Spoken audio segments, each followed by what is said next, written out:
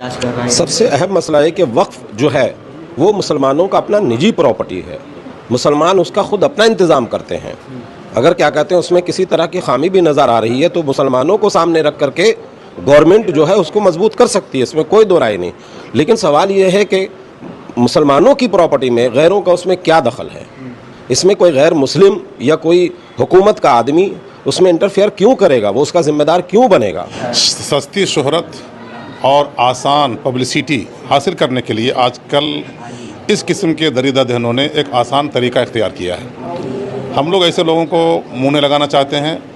ये लोग खुद ही अपने अंजाम तक पहुँचेंगे। जैसे इससे पहले शान रिसालत में गुस्ताखी करने वाले और इस्लाम के ख़िलाफ़ बकवास करने वालों को अल्लाह ने कैफिर किरदार तक पहुँचाया। वसीम रज़वी का हाल देख लीजिए, सलमान रश्दी का हाल देख लीजिए, तस्लीमा नसरीन का हाल देख लीजिए। वही हाल ये रामगिरी हो चाहे नाजिया इलाही हो, कोई भी हो, उससे भी बदतर हालत इनकी होने वाली है। और हम लोग ऐसे लोगों को मुँह नहीं लगाते, बस हुकूमत से इतना ज़रूर मुतालबा करेंगे कि इस किस्म के बकवास करने वाले लोगों के मुंह पर लगाम लगाए, क्योंकि किसी एक कम्युनिटी के ख़िलाफ़ ये कुत्ते आज भौंक रहे हैं तो कल दूसरे मज़हब के ख़िलाफ़ भी भौंक सकते हैं। होना भी नहीं चाहिए। हर मज़हब वाले को यह हक़ है कि वो अपने मज़हब की वालों की प्रॉपर्टी का वो खुद जो है उसकी हिफाजत करे। उसके हम ये भी नहीं चाहते हैं सिर्फ मज़हब इस्लाम वालों की नहीं, हम हर मज़हब वालों के लिए यही ऐलान करेंगे कि हर मज़हब वाला अपने अपने तय अपने वक्त प्रॉपर्टी का वो खुद हकदार है, वो सारा इंतज़ाम खुद कर सकता है। किसी को उसमें इंटरफेयर करने का कोई हक़ हासिल नहीं है। इसलिए हम सीधे से इस बिल को कि इस पर किसी तरह की गुफ्तगू को हम लोग बिल्कुल रिजेक्ट करते हैं। कोई हक़ नहीं है कि इस पर कोई कलाम कर सके। नाजिया इलाही और बाबा रामगिरी और इस तरह के बहुत सारे लोग अभी जो है पैदा होते रहेंगे। झूठी सस्ती शोहरत हासिल करने का सबसे आसान तरीक़ा है कि मुसलमानों के ख़िलाफ़ बोला जाए, मुसलमानों के पैगम्बर के ख़िलाफ़ बोला जाए। ये एक फ़ैशन बन चुका है। जिसमें जो मेन बातें हुई हैं वो ये हैं कि हुकूमत ने जो ये वक्फ़ तरमीमी बिल का मुजवज़ा पास किया है, हमारी मजलिस उसके सख्त मुखालिफ है और उसके ख़िलाफ़ हम हर महाज पर आवाज़ बुलंद कर रहे हैं और करेंगे। और उसके ख़िलाफ़ जहाँ तक हो सकेगा हम लोग इख्तलाफ अपना दर्ज करवाते रहेंगे। आज जो पास हुआ वो यही है कि जिस तरह से मुल्क मिल्लत की बहुत सारी तंजीमें मिलजुल करके उसके ख़िलाफ़ आवाज़ें उठा रही हैं, मजलिस हमेशा उनके साथ कदम ब कदम मिला करके बहुत ही मुस्तहकम आवाज़ के साथ खड़ी है कि ये नाजिया इलाही और चाहे को ऐसे कम बख्त लोगों को हम लोग घास नहीं डालना चाहते हैं। सस्ती शोहरत और आसान पब्लिसिटी हासिल करने के लिए आजकल इस किस्म के दरिदा दहनों ने एक आसान तरीका इख्तियार किया है। हम लोग ऐसे लोगों को मुँह नहीं लगाना चाहते हैं। ये लोग खुद ही अपने अंजाम तक पहुँचेंगे। जैसे इससे पहले शान रिसालत में गुस्ताखी करने वाले और इस्लाम के ख़िलाफ़ बकवास करने वालों को अल्लाह ने कैफिर किरदार तक पहुँचाया। वसीम रज़वी का हाल देख लीजिए, सलमान रश्दी का हाल देख लीजिए, तस्लीमा नसरीन का हाल देख लीजिए। वही हाल ये रामगिरी हो चाहे नाजिया इलाही हो, कोई भी हो, उससे भी बदतर हालत इनकी होने वाली है।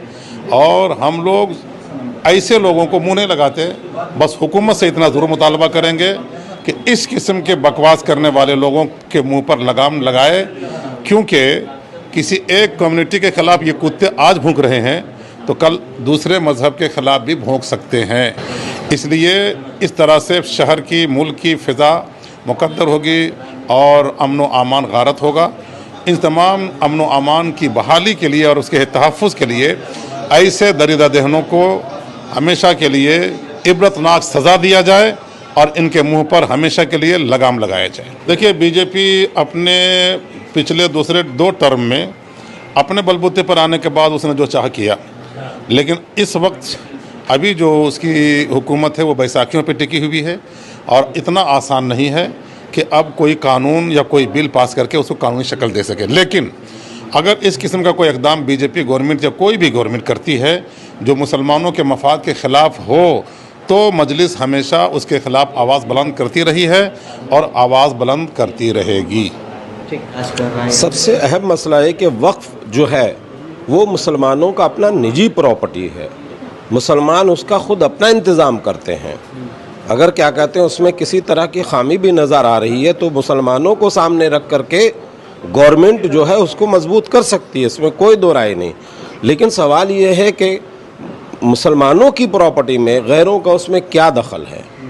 इसमें कोई गैर मुस्लिम या कोई हुकूमत का आदमी उसमें इंटरफेयर क्यों करेगा? वो उसका ज़िम्मेदार क्यों बनेगा?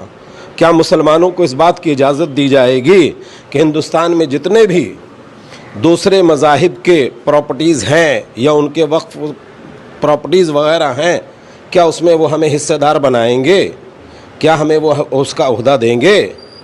ऐसा हरगिज़ नहीं हो सकता और होना भी नहीं चाहिए। हर मज़हब वाले को ये हक़ है कि वो अपने मज़हब की वालों की प्रॉपर्टी का वो ख़ुद जो है उसकी हिफाजत करे। उसके हम ये भी नहीं चाहते हैं, सिर्फ मज़हब इस्लाम वालों की नहीं, हम हर मज़हब वालों के लिए यही ऐलान करेंगे कि हर मज़हब वाला अपने अपने तई अपने वक्फ प्रॉपर्टी का वो ख़ुद हकदार है, वो सारा इंतज़ाम ख़ुद कर सकता है, किसी को उसमें इंटरफेयर करने का कोई हक़ हासिल नहीं है। इसलिए हम सीधे से इस बिल को कि इस पर किसी तरह की गुफ्तगू को हम लोग बिल्कुल रिजेक्ट करते हैं। कोई हक़ नहीं है कि इस पर कोई कलाम कर सके।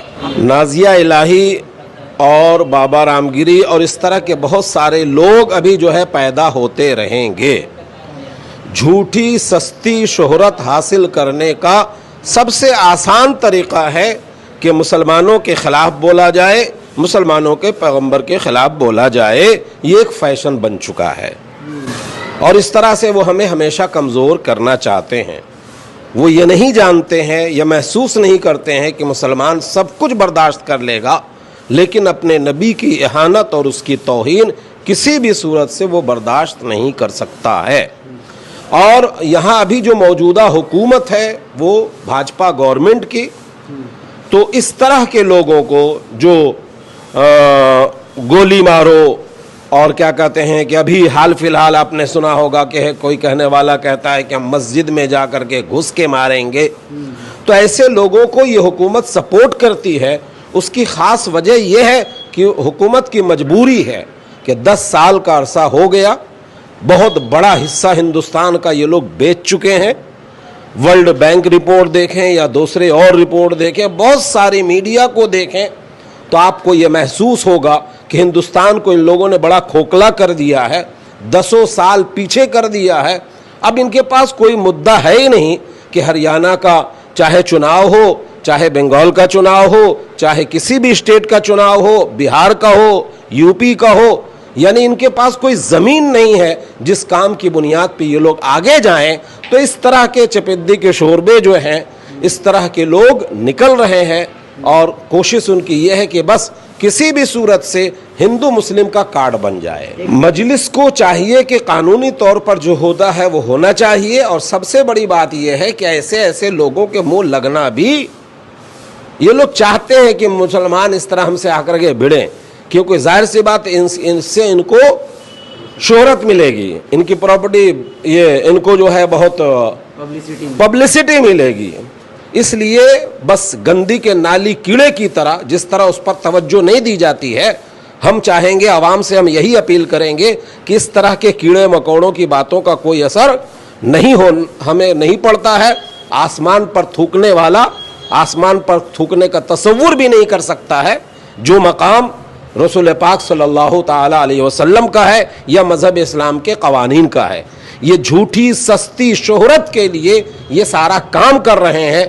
और इन लोगों को बस गटर के कीड़े के हिसाब से बस नज़रअंदाज कर देना चाहिए। इसलिए कि अगर गटर पे आप ढेला मारेंगे तो उससे का छींटा भी आप पर पड़ेगा। हाँ, अलबत्ता हम गवर्नमेंट से अपील करते हैं, स्टेट गवर्नमेंट से अपील करते हैं और सेंट्रल गवर्नमेंट से अपील करते हैं कि भाईचारगी को बनाए रखने के लिए ऐसे लोगों पर लगाम लगाए जो दूसरे मज़हब के ख़िलाफ़ बोलना करते हैं या दूसरे मज़हब वालों को सता रहे हैं मबलिंची की सूरत में या अपनी ज़ुबान दराजी की सूरत में। ये हुकूमत का काम है कि इन लोगों को कंट्रोल